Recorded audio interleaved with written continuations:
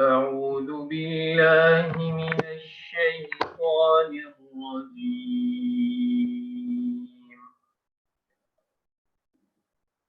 إن المتقين في جنات ونعيم فاكهين بما آتاهم ربهم ووقاهم ربهم عذاب الجحيم. كلوا واشربوا هنيئا بما كنتم تعملون متكئين على سرر مصفوفة وزوجناهم بحور عين. والذين آمنوا واتبعتهم ذريتهم بإيمان ألحقنا بهم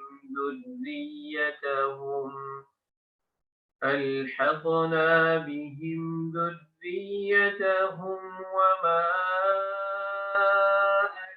ألتناهم من عملهم من شيء كل امرئ بما كسب رهين.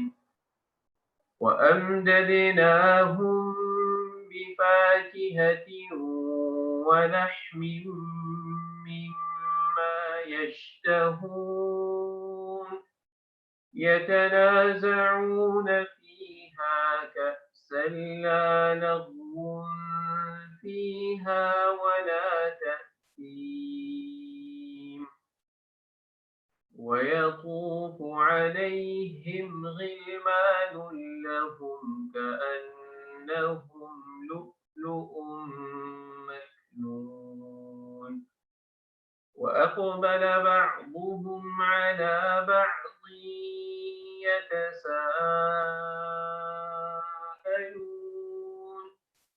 قالوا إنا كنا قبل في أهلنا مشفقين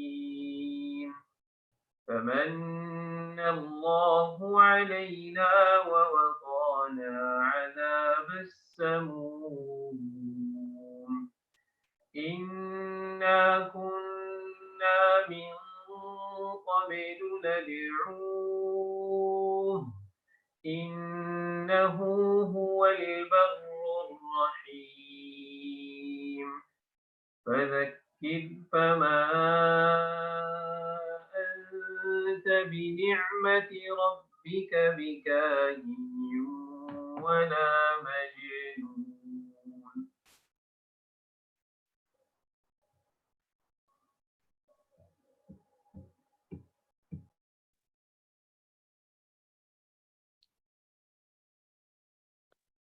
Those who are mindful of God are in gardens and in bliss, rejoicing in their Lord's gifts. He has saved them from the torment of the blaze. Eat and drink with healthy enjoyment as a reward for what you have done.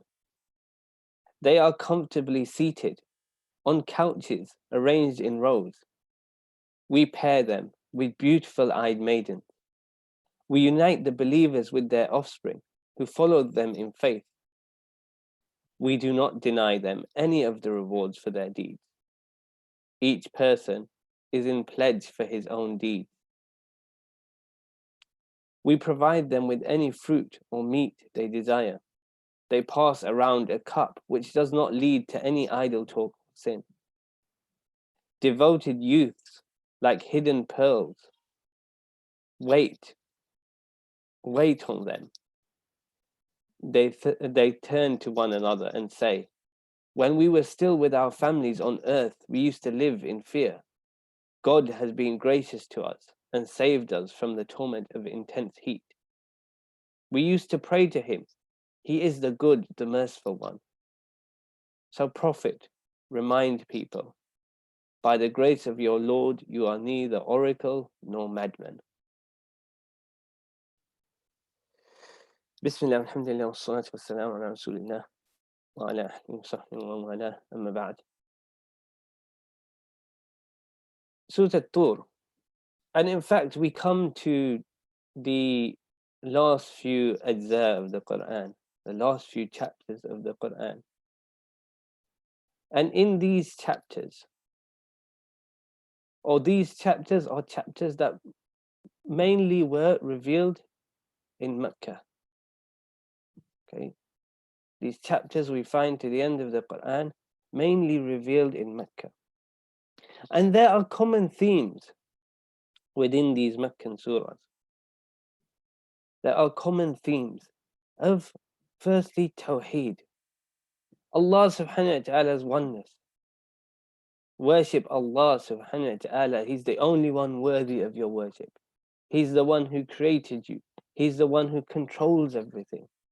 All of these issues mentioned in the Meccan surahs, and particularly these surahs towards the end of the Quran.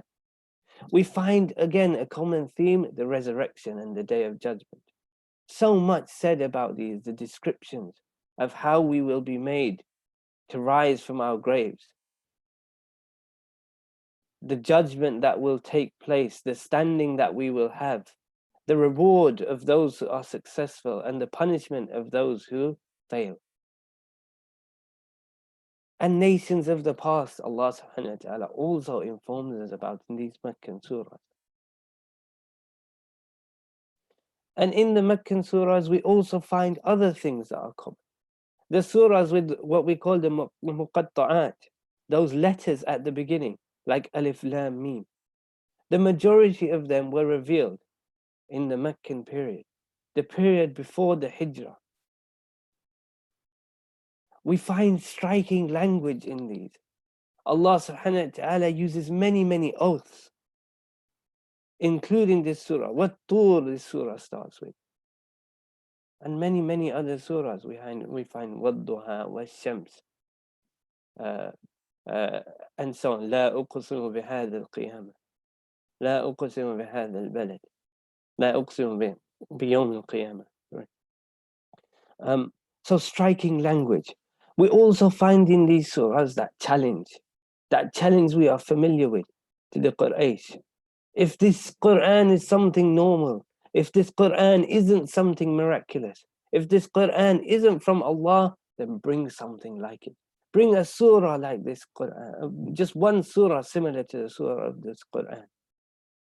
This challenge Allah subhanahu wa ta'ala gives. And we also find short verses, short ayat, just a few words, and even short surahs. Less than a page, a couple of pages, short. And there are multiple things that we can take from this, that we should reflect upon this and ponder why these things were common. This was, of course, the time at the beginning, the early revelation, when the Muslims were in a place where they weren't supported, when they didn't have power. But more crucially, they were new to Islam. Allah subhanahu wa ta'ala was strengthening their faith before giving them rules. The only of the pillars that we act on. No fasting in Mecca, no Hajj in Mecca, no Zakah in Mecca. Just the Salah was the only one of the pillars, other than, of course, the Shahada, that was compelled in Mecca. We find other rules weren't revealed at this point. No, again, it was focused on the heart, Tawheed, Iman, belief in the hereafter, the reward and punishment. These were all that were the themes, the common themes in the Meccan period. And these surahs, we said, were short, accessible, striking. They were made so that people could remember them, so people could return to them. People who were new to Islam, who had just come in, who their Iman wasn't strong, was still settling in their hearts. They could return to these surahs, easily remember them. They were strong in their memory to strengthen them. And we should return to these surahs. We should always go back to them, repeat them, reflect on them, use them to strengthen our iman, just as they were strengthening the iman of the early Muslims. And then we have, as we said, the issues of resurrection raised in these. And we'll come back to this point. But one of the things we need to recognize about this, Allah subhanahu wa ta'ala telling us of the final end for those who are successful and those who are not. Some of us, many of us perhaps would have gone through situations where we'd call it a life or death moment. My life flashed before my eyes. I remember this happening to me, not so much a flash, but a situation I was in where, I had an operation for a serious illness. And one at this point starts thinking about what they did and what their end will be. These surahs of the Quran, these chapters, should draw our attention to that all the time. We should not be in a state where just when something like that happens to us, we remember. No, we reflect on these surahs, we reflect on these, we remember these, we revise these, we ponder over them, these Meccan surahs, so that we are in a constant state of that. Because Allah subhanahu wa ta'ala says in At-Tur, and the first ayah that our Imam recited, إِنَّ الْمُتَّقِينَ فِي جَنَّاتٍ وَنَعِيمٍ, that the muttaqeen are in the gardens and in bliss. Who are the muttaqeen? They are those who are conscious of Allah subhanahu wa ta'ala, fearing His punishment, hoping for His reward.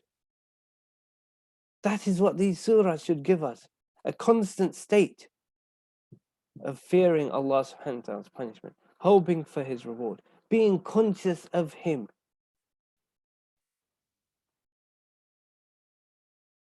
So it is taqwa, it is this consciousness that is what determines the position of people on that day which Allah subhanahu wa ta'ala tells us so much about.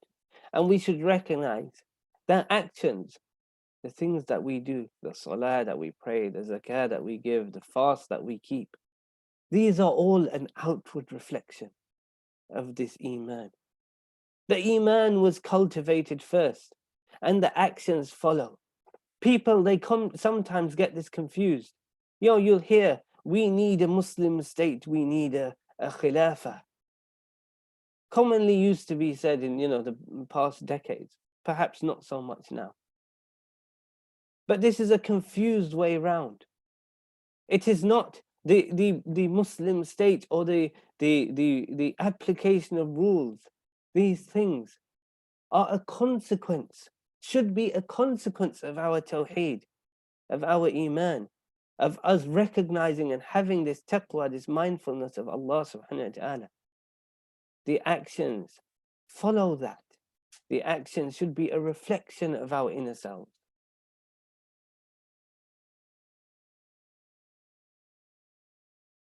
And then we ask, again in these Meccan surahs, why are we told so much about this end? These ends. Allah subhanahu wa ta'ala is telling us, and actually tells us before this passage that we recited, firstly about the end of the disbelievers, those who aren't successful. Allah subhanahu wa ta'ala tells us about their end, tells us about the punishment they will be given. And then Allah subhanahu wa ta'ala tells us about the good end, the end of those successful, that they will be saved from this punishment, that they will be enjoying themselves, eating and drinking, comfortable, married to pure spouses, whether of this dunya or not, united with their families and being rewarded in all of these great ways. Why are we told so much about this? Why does Allah subhanahu wa ta'ala describe this for us? When we know that in Jannah there are things that no eye has ever seen and no mind has even ever comprehended. It is for us to imagine this, to keep this in our mind, to reflect and be conscious of this. This is the reward we're seeking. This is the punishment we are fleeing from. Allah subhanahu wa ta'ala gives vivid imagery, not for us just to read, but for us to imagine, for us to think about, for us to picture in our minds this fire that we are fleeing from, how hot it is, how it will burn people. And this Jannah, this paradise that we are fleeing towards, how beautiful it is, how the rewards in it will be, how joyful we will be therein. So picture it. Don't just read these descriptions. Picture them, imagine them, keep them in the forefront of your mind, because that is the point of them. Otherwise, why else would we be told of them? Why else would we be given such vivid imagery of this day of resurrection, this day when the sun will be brought close, when the seas will be erupting, when the mountains will be turned to dust?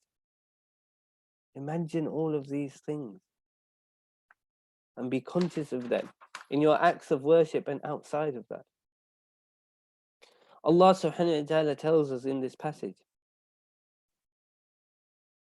that the believers will be united with their offspring who followed them in faith, and that each person is in pledge for his own deeds. Each person will be ransomed. Every soul will be ransomed against what he did. Think to yourself, what is your ransom? What is it that you will pledge, that you will bring forth on that day and say, here is what I have. This is what I have. This is what I'm hoping to take me into Jannah. This is what I'm hoping will take me away from the fire. You will have your book in front of you. You will have your scales brought and you will see the weight of your deeds. So think to yourself from now, what are you taking forward as your ransom? What is it that you think will equate for you to be saved from the fire? You'll be able to ransom. There will be people who come on that day and they will wish that they have the world and everything in it to ransom against themselves. It won't be enough. How much do you need? Think about this, ponder this, reflect on this. What is your ransom? Have you done enough to ransom yourself? And undoubtedly your answer will be no. So continue building this ransom. So that day, when you are called to ransom yourself, when you are called to submit a pledge to cover yourself, you can have a ransom that is sufficient. That through Allah subhanahu wa ta'ala's mercy, He accepts that ransom and accepts you into Jannah.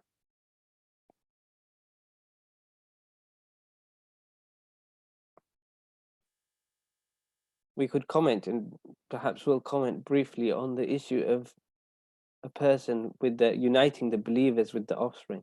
From Allah subhanahu wa ta'ala's mercy is that He will unite the righteous offspring with the righteous parents, will increase the rank of one to the rank of the other, so that if the parents are more righteous, then the righteous offspring is raised to their rank.